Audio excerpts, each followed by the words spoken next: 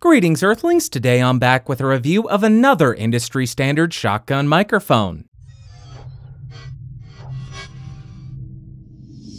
So today we are looking at this guy, the Rode NTG3, and if you do want to pick up this shotgun microphone, it will set you back around $700. Like always, I'll throw some links down below. Quick side note, in the sake of full disclosure, this microphone was sent to me by Rode for the sake of doing this review. And for this review, I got the microphone connected directly to the 2i2 2nd gen, input gain set at about 1030 or 11, and I will not do any kind of post-processing, but I may boost it in post, so check the doobly-doo to see what I diddly did. Now let's talk about what comes in the box.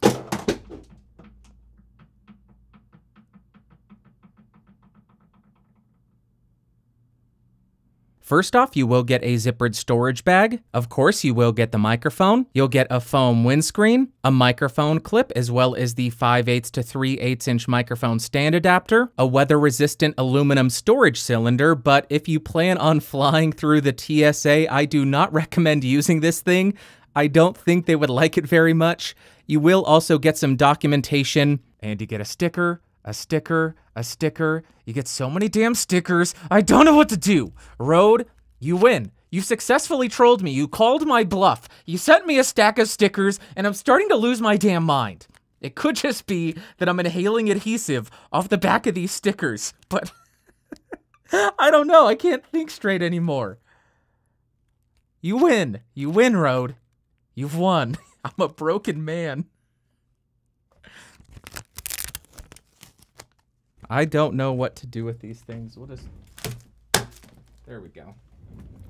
As far as the build quality, this microphone does feel really nice. It has an all-metal body. It is kind of light, weighing in at 163 grams, and like a lot of other shotgun microphones, there is nothing on this at all as you move around it. Very bare bones, just with the XLR port on the bottom. Then as far as the specs, this microphone has a super cardioid polar pattern, a frequency response of 40 Hz to 20 kHz, a self noise of 13 dBA, a sensitivity of around -30 decibels, a max SPL of 130 dB, an impedance of 25 ohms, and a phantom power requirement of plus 48 volts. Okay, so right now, this is how the microphone sounds without the provided foam windscreen at about 3 inches away. And this is how the microphone sounds with the provided windscreen at the exact same distance, and like you would expect, it does reduce quite a bit of those higher frequencies. Right now, I'm speaking into the front of the Rode NTG3. I will go ahead and rotate around to 90 degrees and move up and down the length of the side, show you how it sounds from this angle. Rotate around to 180 degrees. Angles are hard today. This is what it sounds like from the back with another lobe of sensitivity.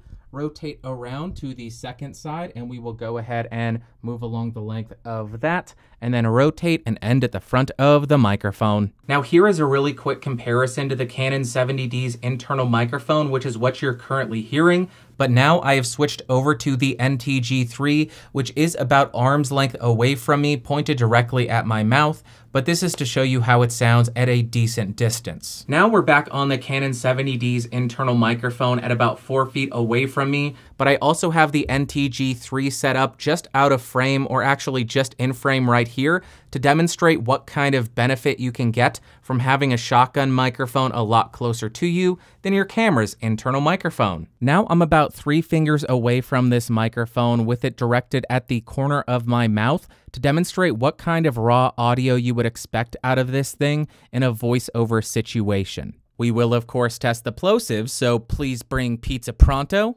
please bring pizza pronto, please bring pizza pronto. Now I'm right on top of the microphone to show you the proximity effect of this thing. About 1 foot away from the microphone, 2 feet away from the microphone, and about 4 feet away from the microphone. Now I'm typing on a keyboard with Cherry MX Blues to see how much of my voice versus how much of the keyboard it picks up. Now let's go ahead and see how this thing sounds on acoustic and for singing.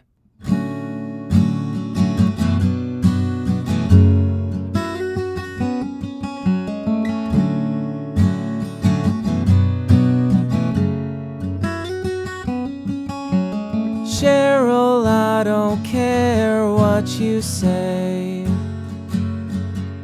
So why don't you just move the f away? Because you suck, you suck, you suck. Honestly, you're the worst. I hate all that you choose to be. So why won't you just leave? Leave now. Mic review.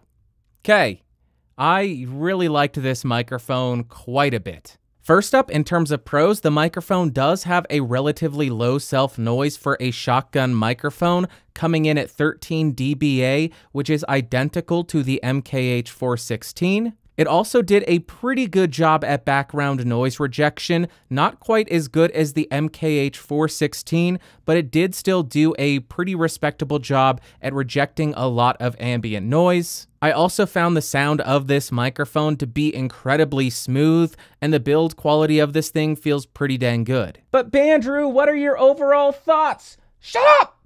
I'll answer you. For voiceover work, I actually really loved this microphone, especially for a higher pitched voice like I have. This microphone really beefens it up in the low end, but maintains quite a bit of the clarity up top without sounding over boosted or over focused on either end. So for a higher pitched voice like my own, I think this microphone worked exceedingly well, but if you have a super bassy voice, I think the low end could very easily overpower the top and just be boomy and unclear. Then when I used this mic as an actual shotgun microphone, the thing that really stuck out to me again was the low end. At further distances, this just maintains more of that low end body and gives you a more well-rounded full low end, which sounds great. But one downside is that it does pick up more ambient noise than the MKH416, but it really is a trade-off if you want that fuller sound or if you want slightly less ambient noise. Then when I used this microphone for something it was not designed for, both acoustic and singing, I did like the sound. On the acoustic guitar, it did get a little bit boomy in the lower end. It could be easily resolved by moving the microphone farther back to reduce the proximity effect, or by moving the microphone further up the neck to get a little bit more of that treble. But even though it was boomy on the acoustic, I loved how it sounded with the articulation up top, and it may just be an artistic choice at that point, but I really enjoyed how it sounded. And then for singing, I absolutely loved it. It just had a lot of clarity up top. It wasn't overpowering though, and it also had a very full sound. So if you struggle with a higher pitched voice like my own, it may work really well for that, even if it's not designed for it.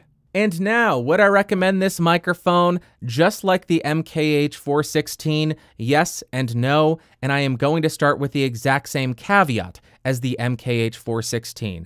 If you're a beginner, you do not need this microphone. It is absolute overkill, even though it is a microphone you will be buying and likely using for a decade, if not more. Then, if you're looking at this microphone for spoken word, if you have a super bassy voice, I don't think this microphone will work well for you. It just seems to accentuate a little bit too much in the lower frequencies, so I think it would sound muddy if you already have a lot of bass in your voice.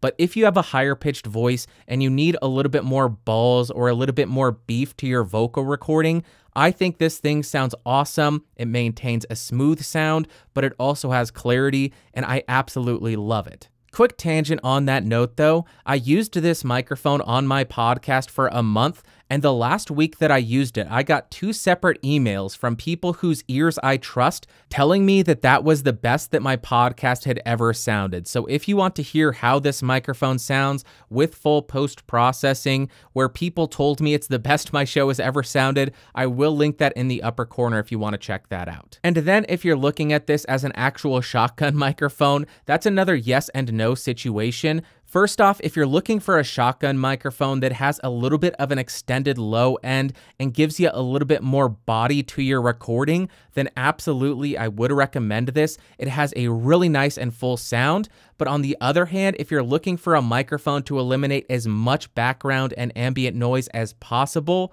this microphone really doesn't perform the best in that department in my opinion, and I think that there are other shotgun microphones that would serve you better if that's what your main focus is. Okay, that is going to do it for this review video. If you found it fun, interesting, or helpful, go ahead and give me a thumbs up. If you hated it, give me a thumbs down. Want more videos? You can subscribe by clicking that logo down beneath me, and don't forget to hit that bell icon.